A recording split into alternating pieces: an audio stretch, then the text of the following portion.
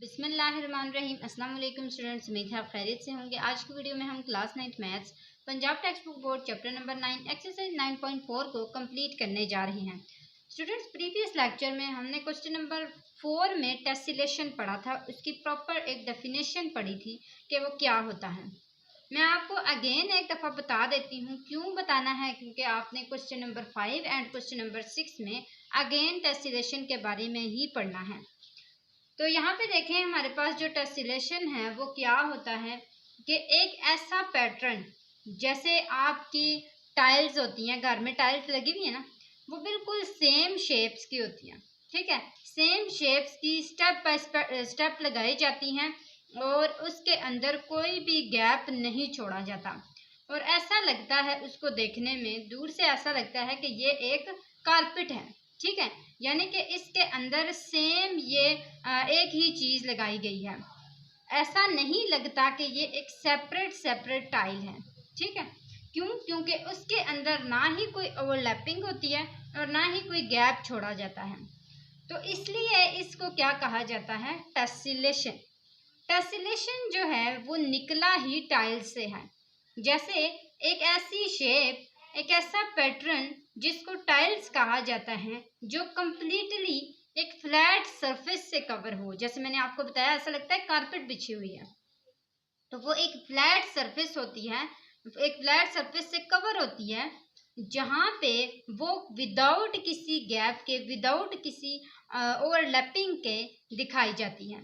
इसको क्या कहते हैं? टेसिलेशन कहते हैं।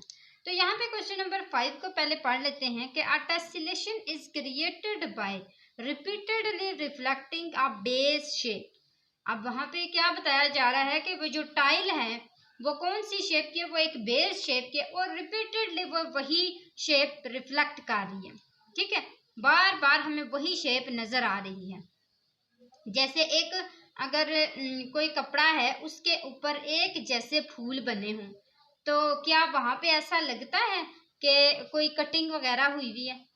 यानी कि जैसे आपके पास टाइल्स होती हैं, उसके अंदर एक ही फ्लावर होता है, लेकिन आपको ऐसा उसमें नहीं लगता अगर आप दूर से उसको देखें तो कि वहाँ पे कटिंग हुई हुई है। तो the basic shape is a right angle triangle. अब वो जो शेप है, वो जैसे टाइल्स तो मोस्टली स्क्वायर में कट होती हैं या फिर रेक्टेंगल में कट होती हैं, आजकल ज़्यादा रेक्टेंगल के अंदर ही आ रही हैं। तो वहाँ पे वो कह रही हैं कि वो जो शेप्स हैं वो किसकी हैं? वो राइट एंगल ट्रायंगल की हैं, यानी कि इस तरह की शेप बनी हुई है। किसकी? सारी की सारी टाइल्स की। With sides of length 3, 4 and 5। और उसकी जो लेंथ है साइड्स की, वो 3, 4 और 5 है, यानी कि ऐसे है 3, 4 और 5। Find the minimum number of reflection. ऐसा बताएं कि आपने फाइंड करना है कि जो नंबर ऑफ रिफ्लेक्शन है, यानी कि कौन सी ऐसी उसकी साइड है जो हमें कम नजर आ रही है। नीडेड टू क्रिएट टेसिलेशन, जो टेसिलेशन को बनाने में कम रिफ्लेक्ट कर रही है। दैट कवर्स अ स्क्वायर, और उसने एक कवर किया हुआ है स्क्वायर को, with an area of 3600 square units. यानी कि जब वो कट हुआ हुआ है तो ऑब्वियसली वो स्क्वायर कट हुआ हुआ है और इसी से राइट एंगल ट्रायंगल बनी हुई है। तो वो कहते हैं कि ये जो एरिया है उस स्क्वायर का, जहाँ पे ये इस तरह की शेप्स बनी हुई हैं, वो ऐसे कट हुआ हुआ है, बार बार इसी तरह की टाइल हमें नजर आ रही है। तो वो कहते हैं उसका जो एरिया है वो कितना है? 3600 स्क्वायर यूनिट। स्क्वायर वाले स्टेटमेंट वाले जो क्वेश्चंस होते हैं वो आपको समझना पहले बहुत ज़रूरी है। मैं इसलिए आपको डिटेल से समझाती हूँ, क्योंकि इसकी जो सोल्यूशन होती है वो तो थोड़ी सी ही होती है, इसलिए आपको पहले इसको अच्छे से समझ जाना चाहिए, ताकि फिर आप इसको अगेन जब सॉल्व कर रहे हो तो आपको सारा डाटा याद हो। यहाँ पे देखिए, हमें सबसे पहले क्या कहा गया था कि जो एरिया है ना, ये लेंथ थी, इसको हम लिख लेंगे, डाटा जो भी है हमारे पास वो हम लिख लेंगे। ठीक है, मैं यहाँ पे लेंथ लिख लेती हूँ, कितनी है? 3, 4 एंड 5। ठीक है, ये मैंने एक डाटा लिख लिया। फिर हमें बताया गया था कि जो एरिया ऑफ स्क्वायर है, उन्होंने यही बताया था ना, with an area of 3600 square units. अब यहाँ पे हमारे पास अगर एरिया ऑफ स्क्वायर की बात हो रही है, हम तो ट्रायंगल की बात कर रहे थे, हम राइट एंगल ट्रायंगल की बात कर रहे थे। हम क्या करेंगे, यहाँ पे एरिया ऑफ ट्रायंगल लिख लेंगे, राइट एंगल ट्रायंगल। ठीक है। एरिया ऑफ ट्रायंगल, किसी भी ट्रायंगल का जो एरिया है उसका फॉर्मूला होता है 1/2 बेस मल्टीप्लाई बाय हाइट। ऐसे आप लिख लें इसको, ठीक है। अब बेस मुझे बताएं, यहाँ पे देखिए मैंने बेस क्या रखी थी 4, और इसकी जो हाइट थी वो मैंने क्या रखी 3 रखी। तो मैं यहाँ पे कह सकती हूँ कि 1/2 4 मल्टीप्लाई बाय 3, ऐसा ही है। 2 1 टाइम 2 2 टाइम 4 3 2 टाइम 6, इसका मतलब है हमारे पास 6 यूनिट्स आ जाएंगे। किसके? एक राइट एंगल ट्रायंगल के। अब वो कहते हैं कि जो टोटल है वो कितना है, there is total of square, हमारे पास जो स्क्वायर है वो कितना है, of area of square is equal to कितना है 3600 स्क्वायर यूनिट्स। आप इसको अगर छोटा सा लिखना चाहते हैं तो आप इस तरह लिख सकते हैं, area of square is equal to 3600 square units. अब हमारे पास जो एरिया है वो तो टोटल बताया गया ना 3600, हमने हाफ का निकाला है तो हम उस हाफ को क्या करेंगे, डिवाइड कर लेंगे। यानी कि हम नंबर ऑफ एरिया हमारे पास दिया गया था ये वाला, सो नंबर ऑफ ट्रायंगल, कितने हैं नंबर ऑफ ट्रायंगल हमारे पास, यानी कि एक स्क्वायर के अंदर अगर उसका एरिया एक हमारे पास कितना दिया गया 3600 दिया गया ना एक स्क्वायर का, हम बताएंगे कि उसके अंदर मजीद कितनी ट्रायंगल्स बनी हुई हैं, हमने नंबर ऑफ ट्रायंगल्स निकालनी है। फॉर एग्जांपल ये हमारे पास एक स्क्वायर है, ठीक है, इसके अंदर हमारे पास 3600 स्क्वायर यूनिट्स का एरिया दिया गया। अब ऐसा हो सकता है इसमें ऐसे कट हुआ हो, ऐसे कट हुआ हो, ऐसे कट हुआ हो, ऐसे कट हुआ हो, इस तरह की कटिंग हुई हुई है, ठीक है। और वो सारी की सारी राइट एंगल ट्रायंगल, क्या अगर आप इस छोटी सी ट्रायंगल को लें तो ये एक राइट एंगल ट्रायंगल नहीं है ना। हमने बताना है कि वो कितनी ट्रायंगल्स हैं एक स्क्वायर के अंदर, ठीक है। नंबर ऑफ ट्रायंगल्स हम किस तरह निकाल सकते हैं, 3600 जो कि हमारे पास एरिया है उसको डिवाइड करते हैं 6 जो कि हमारे पास एरिया आया था एक ट्रायंगल का, वो कितना है 6 का 6 यूनिट्स, तो हम 6 1 टाइम 0 0 6 6 टाइम 36, इसका मतलब है 600 हमारे पास रिफ्लेक्शंस आ जाएंगे। क्या 600 रिफ्लेक्शंस। हमने क्या करना था, हमने minimum number of reflections find करनी थी और वो हमारे पास आ चुकी हैं। कैसे, मैं आपको फिर बता देती हूँ। सबसे पहले हमने एरिया एक ट्रायंगल का निकालना है और एक ट्रायंगल का जो एरिया है वो कैसे निकाला जाता है 1/2 बेस मल्टीप्लाई बाय हाइट। हमने बेस और हाइट को यहाँ पे लिख लेना है, 3 और 4 हमने लिए हैं, हम यहाँ पे लिख लेते हैं इसकी बेस और हाइट को। जब हम इसकी कटिंग करेंगे तो हमारे पास आंसर क्या आएगा 6 आएगा। अब हमें चूंकि बताया गया था कि जो टोटल एरिया है स्क्वायर का वो 3600 है, हमने area of reflection sorry minimum numbers of reflection बताने थे कि एक स्क्वायर के अंदर कितनी ट्रायंगल्स हमें नजर आ रही हैं। तो वो जो ट्रायंगल्स हैं उनको फाइंड करने के लिए हमने टोटल जो एरिया है 3600 पहले वो लिखना है, फिर डिवाइड करना है जो हमने एक ट्रायंगल का एरिया निकाला था उससे, तो 6 1 टाइम और 6 6 टाइम 36, तो 600 रिफ्लेक्शंस हमारे पास आ जाएंगी। यहाँ तक हमारे पास क्वेश्चन नंबर 5 कंप्लीट होता है। क्वेश्चन नंबर 6 की तरफ आ जाते हैं। A tessellation is created using regular hexagon.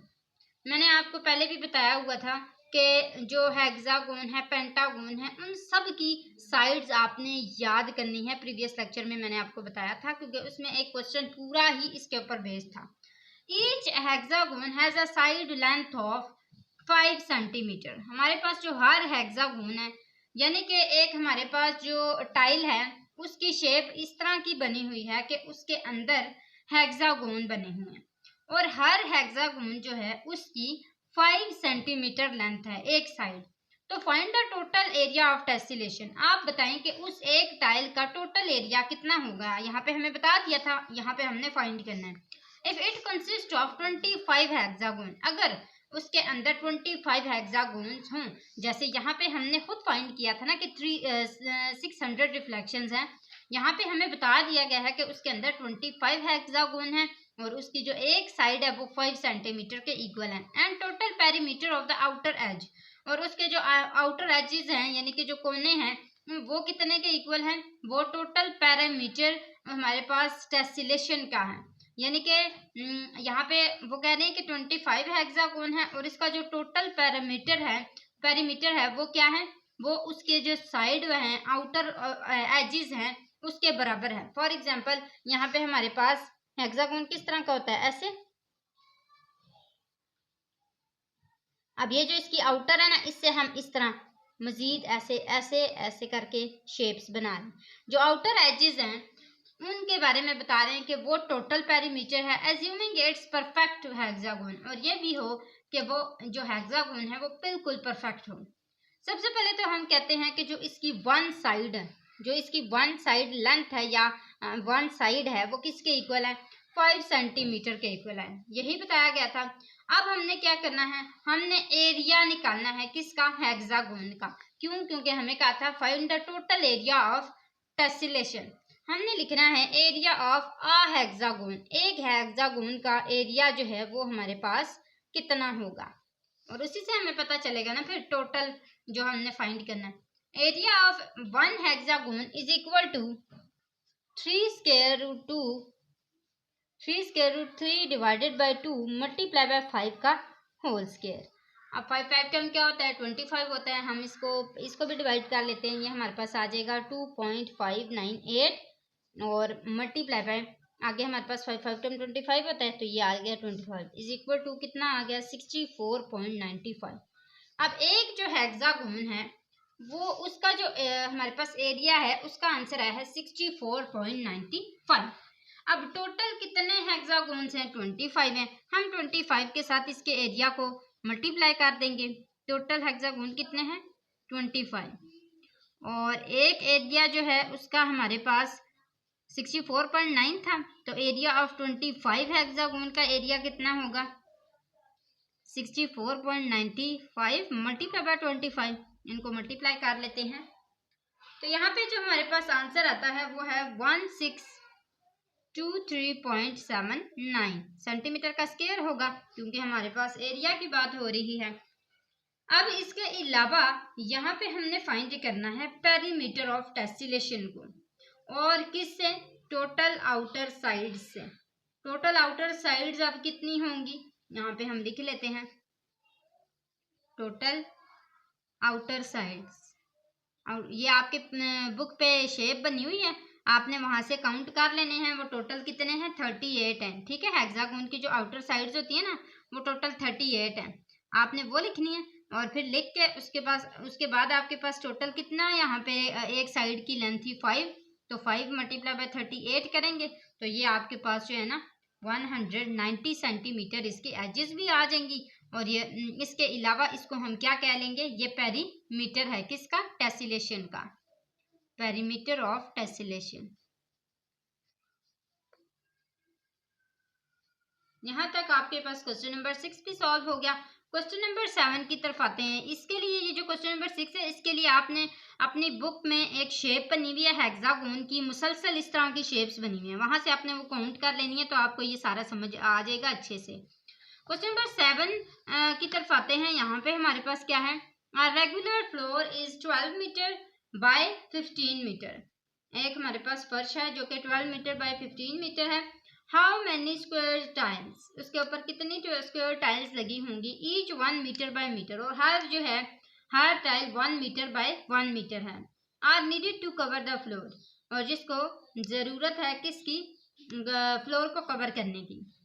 यानी कि एक हमारे पास फ्लोर है जो कवर है किससे, 12 मीटर बाय 15 मीटर से, यानी कि उसका जो एरिया है या साइड्स हैं उसकी वो इतनी है। एक पूरे कमरे का हम अंदाजा लगा लेते हैं। अब उसमें जो है वो स्क्वायर की टाइल्स लगी हुई हैं, और हर जो टाइल है वो 1 मीटर बाय 1 मीटर है।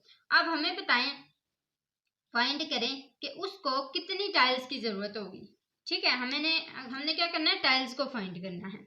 तो सबसे पहले तो हम लिख लेते हैं कि जो टोटल एरिया है फ्लोर का, एरिया मैंने आपको बता दिया था वो कौन सा था, 12 metre by 15 metre. Total area of floor ये कितना है, 12 मीटर, बाय का मतलब क्या होता है, मल्टीप्लाई 15 इज इक्वल टू कितना आ जाएगा, 12 15 आर 180। मीटर की बात हो रही थी तो मीटर का स्क्वायर आ जाएगा, इधर भी मीटर है इधर भी मीटर है तो मीटर का स्क्वायर आ जाएगा। अब देखें कि एक area area of one tile, एक टाइल का जो हमारे पास एरिया वो कितना होगा, वो उन्होंने हमें बताया था कि 1 मीटर है। ठीक है, 1 मीटर बाय मीटर है, यानी कि 1 metre multiply by 1 metre is equal to 1 metre का स्क्वायर, 1 मीटर का स्क्वायर आ जाएगा ना। अब कहते हैं कि जो टोटल हमारे पास टाइल्स हैं जिसकी जरूरत है वो कितनी होगी, टोटल टाइल्स वो हमने फाइंड करनी है। तो टोटल टाइल्स हमारे पास क्या आएंगी, 180 डिवाइडेड बाय 1 करेंगे तो आंसर कितना आएगा, 180। इसका मतलब है 180 टाइल्स जो हैं वो वहां पे लगेंगी। यहाँ तक हमारा क्वेश्चन नंबर 7 भी हो गया है। क्वेश्चन नंबर 8 की तरफ आ जाते हैं। अ रेगुलर वॉल इज, एक वॉल है, ठीक है, is 10 metre tall and 120 metre wide, यानी कि वो उसकी जो हाइट है, एक वॉल है, दीवार है जिसकी हाइट 10 मीटर है और विड्थ कितनी है, 120 मीटर, चौड़ाई उसकी 120 metre. How many gallons of paint are needed to cover, आप बताएं कि उस पूरी दीवार के ऊपर कितने गैलन्स लगेंगे पेंट के। If 1 gallon covers 35 metre square, और अगर 1 गैलन जो है वो उस दीवार के ऊपर 35 मीटर स्क्वायर को कवर कर देता है, तो फिर बताएं कि जो हमारे पास वो पूरी दीवार है उसके ऊपर कितने गैलन्स लगेंगे। हमने गैलन्स को फाइंड करना है। सबसे पहले तो हमने जैसे टोटल एरिया ऑफ फ्लोर निकाला था ना पिछले क्वेश्चन में, इसी तरह हम यहाँ पे भी टोटल एरिया ऑफ वॉल निकालेंगे। ठीक है, ताकि हमें पता लग सके कि हमने कितने गैलन्स इस पे लगाने हैं। Total area of wall is equal to कितना बताया गया था, 10 मीटर और 120 मीटर, ऐसा ही था। हम इस दोनों को मल्टीप्लाई कर लेते हैं। 120 multiply by 10 is equal to 1200 metre का स्क्वायर, ऐसा ही है। अब हमने 1 गैलन का बताना है। 1 गैलन का उन्होंने हमें पहले से ही बता दिया था, 1 गैलन कवर्स, ठीक है, 1 गैलन कवर्स कितना, 35 मीटर का स्क्वायर, यही बताया था, हमने ये लिख लिया। अब कितने गैलन नीडेड होंगे, कितने गैलन की जरूरत होगी, gallons needed is equal to 1200, same वैसे ही डिवाइडेड बाय 35 करते हैं इन दोनों को डिवाइड, तो इसको कैलकुलेटर पे कर लेते हैं। तो यहाँ पे हमारे पास आंसर आया है 34.28, ये हमारा इसका आंसर आ चुका हुआ है, आप देख सकते हैं। इतने हमें गैलन्स की ज़रूरत होगी ऐसे। तो यहाँ तक हमारे पास जो इसका क्वेश्चन नंबर 8 है वो भी सॉल्व हो चुका है। उम्मीद है स्टूडेंट्स आपको ये भी समझ आ गया होगा। क्वेश्चन नंबर 9 की तरफ आ जाते हैं। A rectangular wall has a length of 10 meter and a width of 4 metre. सबसे पहले लिख लेते हैं हमारे पास क्या है, एरिया ऑफ वॉल कितना है, 10 metre multiply by 4 metre, 10 4 time 40 metre square. आप वो कह रहे हैं कि if 1 litre of paint covers 7 metre का स्क्वायर, अगर 1 लीटर कवर करे कितना, 7 मीटर के स्क्वायर को, तो फिर how many litres of paint are needed to cover the wall, कितने लीटर पेंट जो है वो हम एक दीवार पे लगा सकेंगे। तो यहाँ पे मैं लिख लेती हूँ कि litres cover the wall is equal to 40 divided by 7 करेंगे, करते हैं जी। इसका आंसर क्या आता है हमारे पास, 5.714, और ये हमारे पास अगर इसका आंसर है तो हम इसको अप्रॉक्सीमेटली लिख सकते हैं, ये 7 5 से बड़ा है, इसका मतलब है राउंड ऑफ होके ये 6 लीटर्स बन जाएगा। तो इतने जो है वो हमें पेंट की ज़रूरत हो सकती है। क्वेश्चन नंबर 10 की तरफ आ जाते हैं। अ विंडो हैज़ अ ट्रेपेजॉइडल, मैंने आपको पहले भी बताया था ट्रेपेजॉइडल कैसा होता है, उसकी एक लेंथ जो है वो दूसरी लेंथ की से डिफरेंट होती है, और जो साइड्स वाली लेंथ होती हैं वो बिल्कुल सेम होती हैं। With parallel sides of 3 metre and 15 metre, यानी कि जो इसकी पैरेलल साइड्स हैं वो हमारे पास एक साइड 3 मीटर और दूसरी 1.5 मीटर है, एंड हाइट ऑफ 2 मीटर। अब आपको पता है कि कहाँ पे 1.5 होगी और कहाँ पे 3 होगी, वो इसका हाफ होता है, इसलिए हमने एक साइड पे 3 दे दी, एक साइड पे 1.5 दे दी, जो छोटी वाली थी उसको 1.5 दिया। Find area of a window, हमने विंडो का एरिया फाइंड करना है। सबसे पहले मैं आपको, जैसे फर्स्ट क्वेश्चन था एरिया, उसका फॉर्मूला क्या था, 1/2। यहाँ पे हमारे पास हाइट और बेस होती थी, हमने वो दोनों लिख लेनी है, ठीक है, बेस और हाइट, ऐसा ही था। अब यहाँ पे हमारे पास क्या बात हो रही है, दो डिफरेंट है, ठीक है। हमने वो जो फॉर्मूला लगाया था वो एरिया ऑफ ट्रायंगल का लगाया था, ये हमारे पास क्या है, ये है ट्रेपेजॉइडल का। तो हम यहाँ पे क्या लिखेंगे, एरिया ऑफ, ये आपने ट्रायंगल के लिए लिखेगा नहीं है, इसी तरह का फॉर्मूला है एरिया ऑफ ट्रेपेजॉइडल है, तो इसको लिखने की जरूरत नहीं है, ऐसी एरिया लिख लें। Area is equal to 1/2 sum of all sides, यानी कि जो पूरी इसकी साइड्स हैं वो हम लिख लेते हैं, और फिर उसको हम किससे प्लस करेंगे, हाइट से, ठीक है। सम ऑफ ऑल साइड, पूरी साइड जो है वो कितने, किसके इक्वल है, 3 के, प्लस इसकी जो हाइट है वो कितनी है, 1.5 है। हम इसकी यहाँ पे 1.5 लिख लेते हैं और 1/2 कर लेते हैं, तो ये हमारे पास इसका आंसर आ जाएगा 3 + 1, ये 4.5 हो जाएगा, और 4.5 और मल्टीप्लाई बाय 2 करेंगे तो यहाँ पे देखेंगे, सॉरी यहाँ पे हमारे पास मल्टीप्लाई आता है, तो ये हमारे पास आ गया 3 + 1.5 मल्टीप्लाई बाय हाइट, यानी कि इन दोनों की जो ये वाली हाइट थी, ये 2 मीटर जो इन्होंने बताई थी, एंड हाइट 2 मीटर, वो हम यहाँ पे लिख लेंगे। मैंने इसको पढ़ा नहीं था इसलिए यहाँ पे जो है वो मिसिंग हो गया है, तो यहाँ पे 2 आ जाएगा। अब ये 2 और 2 कैंसिल हो गए, 3 + 1 = ये 4.5 आ गया, 4.5 मीटर का स्क्वायर, ये इसका आंसर आ चुका है। और मुझे उम्मीद है स्टूडेंट्स आपको ये 10 क्वेश्चन समझ आ गए होंगे। कोई भी कंफ्यूजन होती है कमेंट बॉक्स में पूछ लिया करें। जाते जाते चैनल को जरूर सब्सक्राइब करते हुए जाना है और साथ ही साथ अपने फ्रेंड्स को भी शेयर करना है। आज के लिए इतना ही, अगली वीडियो तक के लिए अल्लाह हाफिज़।